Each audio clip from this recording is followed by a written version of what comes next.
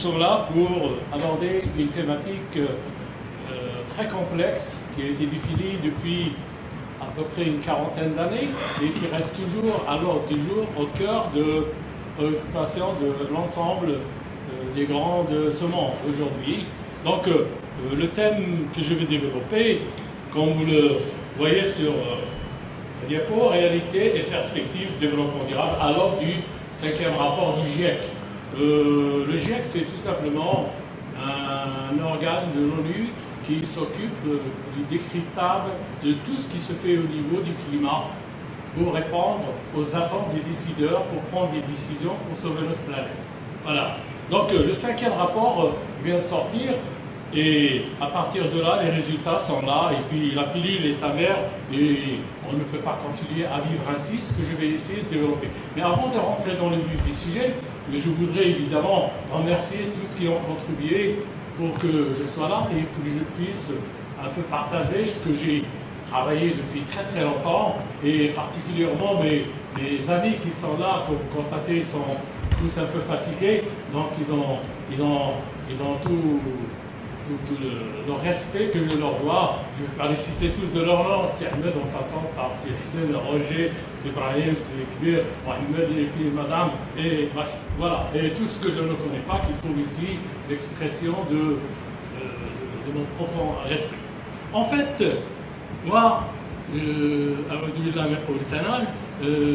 je suis Zian, je suis tout simplement mécanicien forgeron de souche et de couche, jadis passionné par les grandes innovations et les grandes réalisations technologiques, et depuis une vingtaine d'années, quasiment, je dirais, anesthésié par ce qui se passe au niveau de notre écosystème. Et nous sommes responsables de ce qui se passe aujourd'hui. Voilà. Donc, cette courbe que vous voyez ici est très célèbre, elle est à l'origine de mon intérêt pour ce sujet, le réchauffement climatique. Mais étant quasiment, je dirais, omis dans le domaine depuis 20 ans, et depuis j'ai énormément appris et j'essaye évidemment de construire et de donner et de partager ce que j'ai appris. C'est mon travail, c'est ce que je sais faire. Moi, je suis professeur. Malheureusement, j'ai essayé de passer ce message depuis très très longtemps et je ne suis pas arrivé, comme l'a dit le célèbre Ador dans son discours, et ça c'est une évidence vu un peu l'incohérence qui règne dans les établissements universitaires et dans notre société d'une façon générale. Mais cela ne me décourage pas, je vais encore continuer à faire passer ce message. Cette courbe, je vais y revenir, ça s'appelle Killing Curve, c'est la courbe qui était à l'origine du programme élaboré par le célèbre Roger Rivel, qui était à l'origine de tout ce qu'on connaît aujourd'hui, qui a imaginé tout le scénario à l'avance, ça fait 50 ans. Je vais revenir par la suite, évidemment. Pourquoi ? Évidemment, on en parle beaucoup. C'est parce qu'il s'agit de notre planète, notre écosystème. Notre écosystème, c'est nous. Cette image est la toute première image que l'être humain n'a jamais vue auparavant. Elle a été prise de l'espace par l'équipe des astronautes d'Apollo 8 lors de la mission lunaire en passant du côté obscur de la Lune. C'est une image qui est à l'origine de changements spectaculaires depuis. Et 10 mois plus tard, on a vu naître la célèbre organisation, l'association Greenpeace, que vous connaissez, qui fait énormément à l'échelle planétaire pour l'environnement, le climat et aujourd'hui le développement durable. Cette fine couche mince d'atmosphère maintient la température terrestre dans des limites raisonnables, mais visiblement saturée de pollution. Et nous en sommes responsables, vous et moi, évidemment, tout le monde. La seconde, c'est la première et la dernière photo totalement illuminée de notre planète qui a été prise durant la mission Apollo 17, la toute dernière de la mission lunaire. Elle a été prise par le vaisseau en ayant le soleil au dos. L'unique qui existe et la photo la plus reproduite depuis l'existence de notre photo. La troisième est vraiment inédite. Ça, c'est notre planète qui tourne dans l'espace. Elle a été prise lors d'une mission de la sonde Galileo en partance pour explorer la galaxie. Et en s'arrachant à l'attraction terrestre, il a braqué ses caméras sur notre planète et il a pris une série de clichés sur 24 heures compressés ici sur 24 secondes. C'est notre Terre qui tourne de l'espace. Il y en a certains qui vont dire Zian, il nous raconte n'importe quoi. C'est notre planète qui tourne, il a été prise de l'espace et il est véridique et authentique. Vous allez vous poser question, pourquoi je commence avec ça, évidemment. Mais vous allez voir, il s'agit de notre planète qui est évidemment en danger. Pourquoi on en parle autant? Tout simplement parce que notre planète est malade. Elle est malade, elle a de la fièvre. 5 consultations, ce sont les 5 rapports du GIEC. Le premier en 90, le second en 84, le troisième 2001, le 2007, et puis le dernier qui vient de sortir, le troisième volet, le 14 avril. Le tout dernier, ça veut dire que notre planète, malgré les prescriptions, malgré tout ce qu'on a fait, les thérapies, elle continue à chauffer. Et ça chauffe, et ça chauffe. Et c'est très, très dangereux pour notre écosystème. On fait partie de cet écosystème. Malheureusement, ce que je vais développer, c'est que nous sommes responsables. Évidemment, il y a des records. Tous les années, on a des records aujourd'hui. Un nouveau record de la température. Les 13 dernières années sont des records consécutifs sur les 15 dernières années depuis, évidemment, l'existence de thermomètres depuis 1850. Évidemment, le trou d'ozone. Et tout cela, ce sont les activités anthropiques qui sont à l'origine de ça. Évidemment, il y a la misère dans le monde.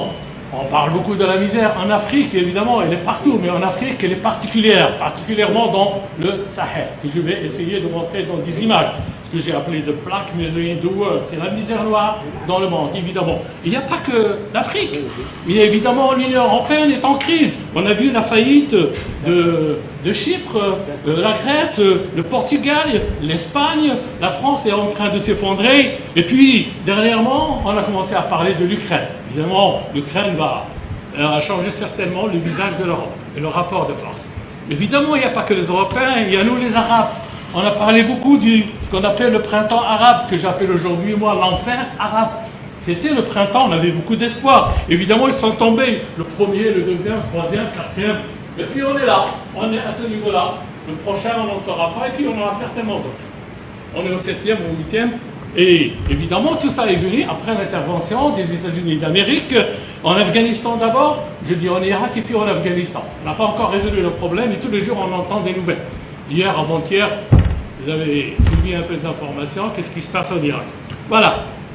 Donc tout cela passe évidemment par ce qu'on appelle le développement classique. Le développement classique est un développement qui est évidemment basé sur ce qu'on appelle la notion de croissance infinie. La croissance infinie n'existe pas sur la base de ce qu'on appelle les ressources infinies. Les ressources sont finies, ce qu'on va voir par la suite. Et cela a provoqué évidemment de grands désordres à l'échelle planétaire. D'abord, la fracture entre le nord et le sud, les riches et puis nous, et les autres les pauvres. Et puis, ça a tout simplement accéléré ce qu'on appelle l'impact sur l'environnement d'une façon jamais vue par le passé. Et cela nous met face à 4 défis humains et écologiques majeurs.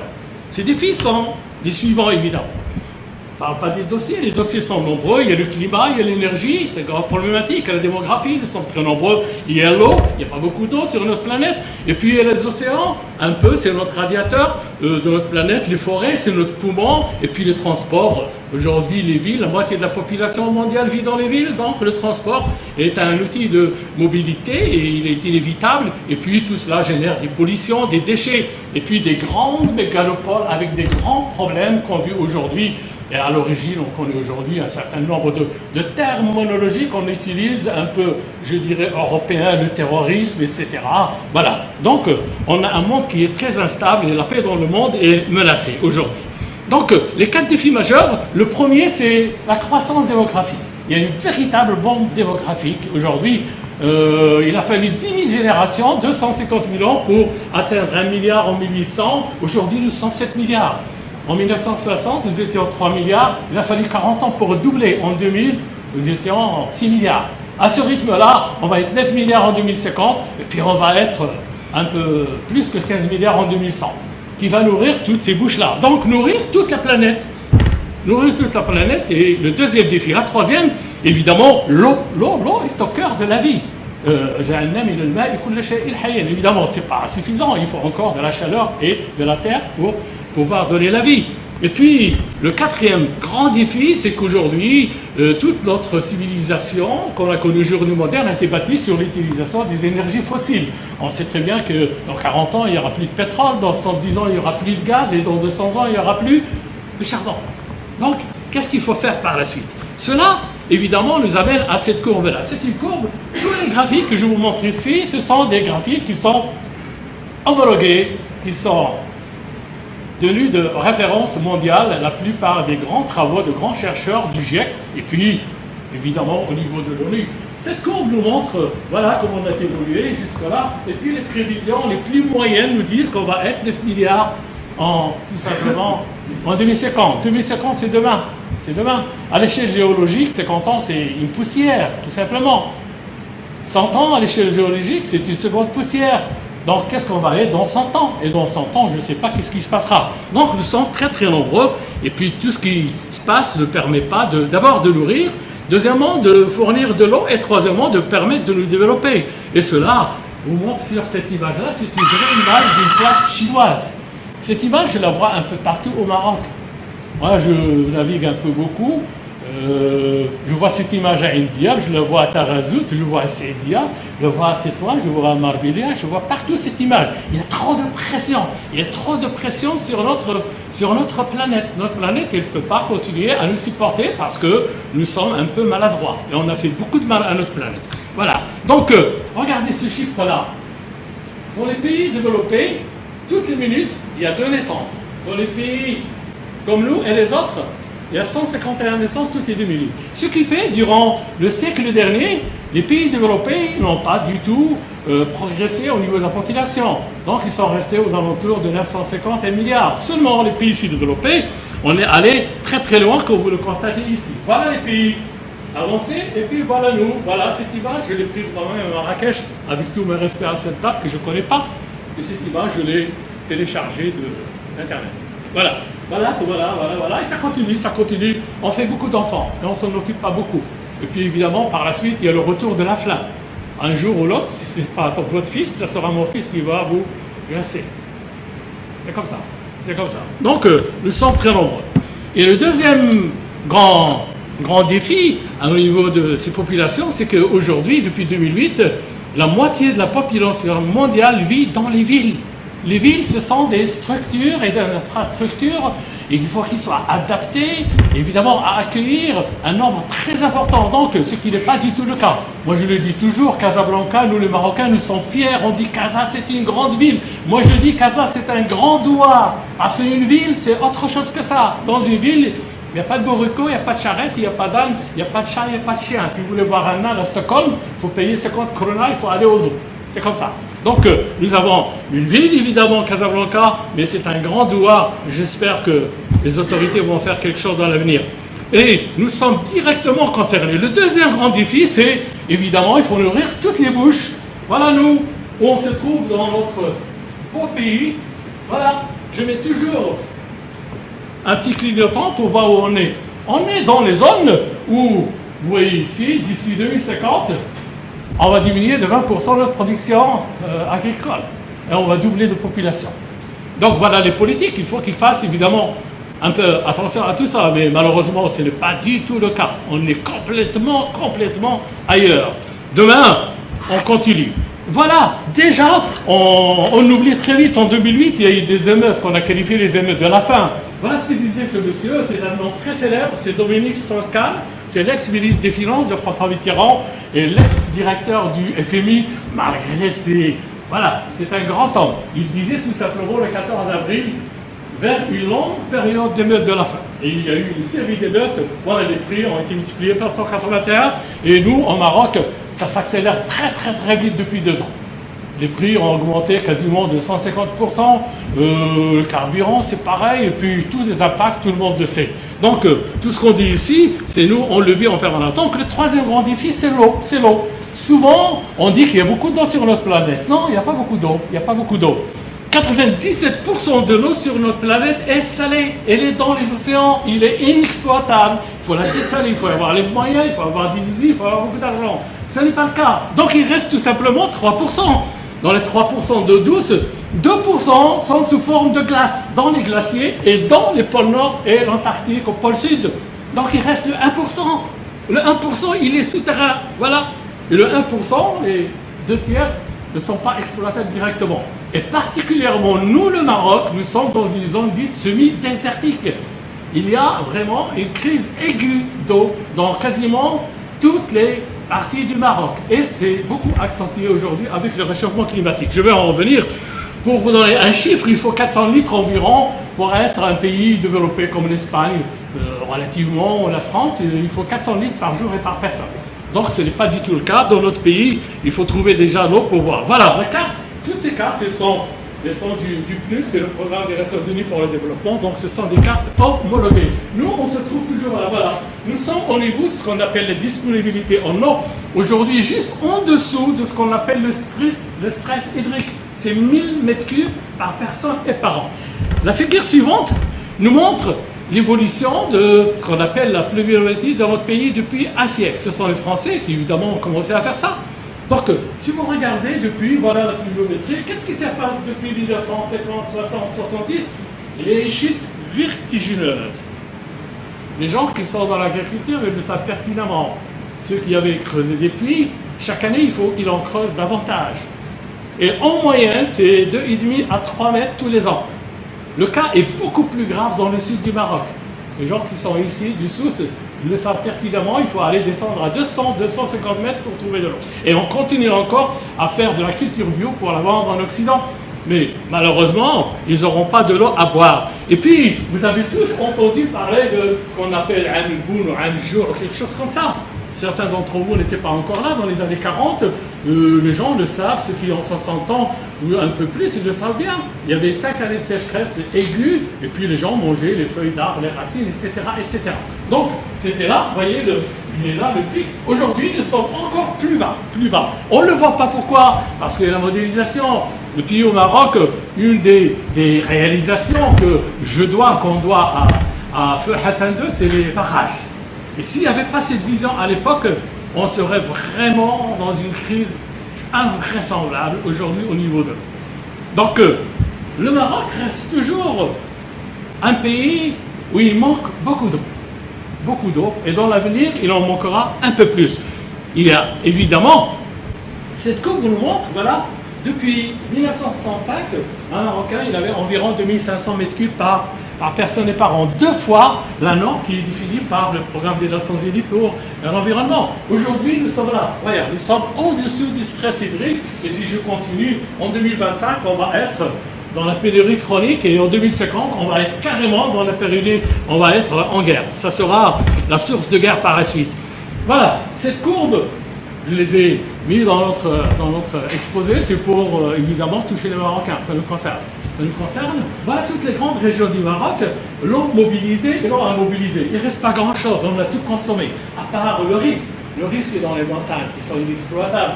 Voilà, qu'est-ce que vous voyez ici, c'est sous ce bassin, il ne reste pas grand-chose. On a tout pompé.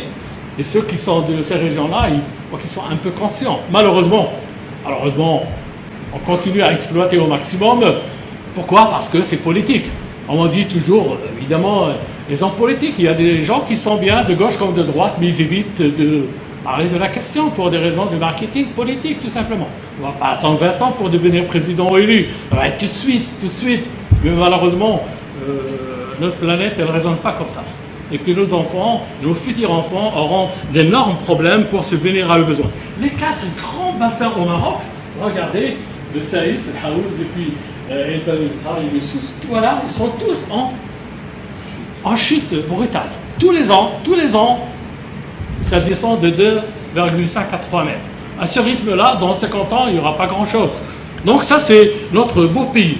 Cette courbe est une courbe très très célèbre qui a été écrite, évidemment, et publiée dans un article du grand météorologue et grand océanographe Martin Bellistan, un professeur suisse. Et puis il faisait évidemment, ça a été élaboré à partir de modèles très sophistiqués. Aujourd'hui, on sait faire. Depuis les années 70, on a commencé à modéliser le climat. Le climat, c'est quelque chose de très très complexe. C'est une grosse machine thermodynamique, mais qui exige énormément de compétences. La mécanique, l'électronique, tout ça, c'est rien devant le climat. Moi, j'étais ignorant dans le domaine. Lorsque je commençais à regarder, franchement, je découvrais tout, puis j'absorbais tout comme une éponge. C'est extraordinaire, mais c'est très très compliqué. Le système climatique, ce n'est pas la planète, c'est tout l'écosystème. Voilà, c'est les océans, c'est l'atmosphère, c'est les eaux, c'est les océans, c'est les arbres, c'est la glace et nous. Et le soleil. Voilà. Tout ça, il faut le modéliser, c'est très compliqué. Voilà, nous, on se trouve. Voilà. On est là. En 2050, on sera là. Voilà. Sans réchauffement climatique, on aurait été ici, mais on sait que le réchauffement climatique aujourd'hui est sans équivoque. Je vais revenir avec les preuves qui ont été publiées dernièrement dans le 5e rapport. Le réchauffement climatique, il est là. Donc, nous, en 2050, on sera à 110 mètres cubes par personne et par an, alors qu'il faut 1000 mètres cubes. Voilà, et j'en passe. Le 4e grand défi, nous aussi à Casa, nous avons notre tramway. Il est beau, oui. Mais, évidemment, il est beau, mais dans Casablanca, il est moche. Voilà, pourquoi? Parce que Casablanca, c'est pas une grande métropole. Voilà, ça chevauche partout. Puis c'est bien, ça résout des problèmes, mais ça crée beaucoup de problèmes aussi. Ça va occuper énormément d'espace. Les gens qui sont à Casa, ils le savent bien. On ne peut plus maintenant descendre en ville. Pourquoi? Parce que le métro, le tram a occupé énormément d'espace. C'est une belle chose. Aujourd'hui, au niveau de notre planète, on sait pertinemment que les énergies fossiles ne vont pas être là dans 200 ans au maximum. 40 ans, pétrole, il n'y en aura plus, et puis le gaz, 70 ans, puis charbon un peu plus tard. Donc on a développé aujourd'hui une multitude de technologies qui existaient auparavant seulement, n'étaient pas rentables. Et les plus utilisées aujourd'hui, ce sont les énergies dites éoliennes et puis photovoltaïques. Et puis on a développé, évidemment, l'un des grands problèmes aujourd'hui de mobilité, c'est le véhicule. Le véhicule utilise énormément de pétrole, soit du gaz. Aujourd'hui, on utilise aussi du gaz. Et on utilise évidemment l'essence qui sont à l'origine de ce qu'on appelle aujourd'hui le réchauffement climatique, global warming en anglais. Voilà. Et à partir de là, des voitures électriques circulent un peu partout dans le monde. Si vous allez par exemple à Berlin, tous les véhicules des communes, des institutions, des administrations sont des véhicules électriques. À Paris, c'est pareil. Vous allez en Angleterre, c'est pareil. On ne permet pas aux institutions administratives du pays de rouler avec des voitures qui consomment du gasoil ou de l'essence, parce qu'ils vont tout simplement émettre du CO2 au cours de leur, évidemment, combustion.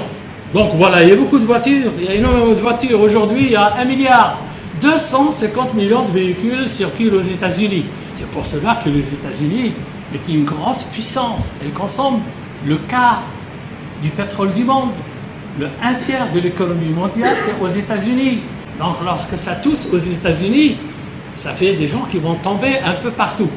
C'est les gens qui font de l'économie, ils le savent pertinemment. Ce paysage que vous voyez ici, c'est quelque chose de tout à fait courant aujourd'hui en Occident. Voilà. Ça, c'est un paysage tout à fait courant. Regardez ça, voilà, nous sommes 1 milliard aujourd'hui. Ça, ce sont des vraies images. Ça, c'est aux États-Unis. Ça, c'est à Lagos. Ça, c'est en Indonésie. Et ça, de quelque part au Canada. Et bientôt, au Maroc, on va être comme ça. Les nuisances, évidemment.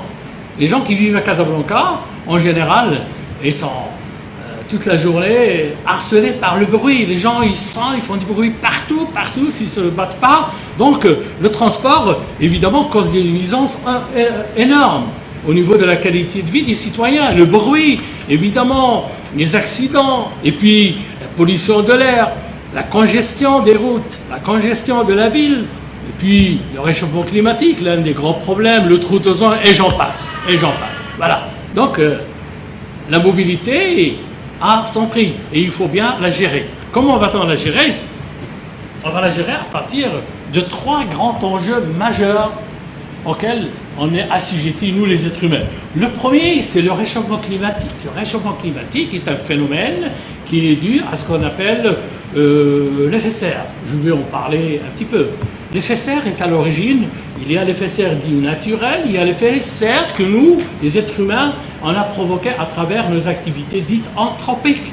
Et puis, évidemment, le second grand enjeu, c'est la fin de ce qu'on appelle l'ère du pétrole. Tout ce qu'on connaît aujourd'hui, toute notre civilisation moderne a été bâtie sur le pétrole. Je vais vous montrer quelques images pour vous rafraîchir un peu. Le deuxième grand enjeu, c'est comment va-t-on évidemment continuer à nous développer sans pétrole. Sans pétrole. On a proposé le développement durable. Aujourd'hui, il est un peu à bout de souffle. On parle de l'économie verte. À Rio plus 20. Et puis, on a parlé aussi de la transition écologique. Ce sont des nouveaux concepts, mais ils n'ont pas encore bien pris. On est toujours à l'ère du développement durable. Le troisième grand enjeu, c'est tout simplement le nombre d'êtres humains qui sont sur notre planète. On va voir à la fin, je vais vous parler de ce qu'on appelle l'empreinte écologique, la pression que mettent les êtres humains sur notre planète pour vivre. Je vais essayer de développer petit à petit.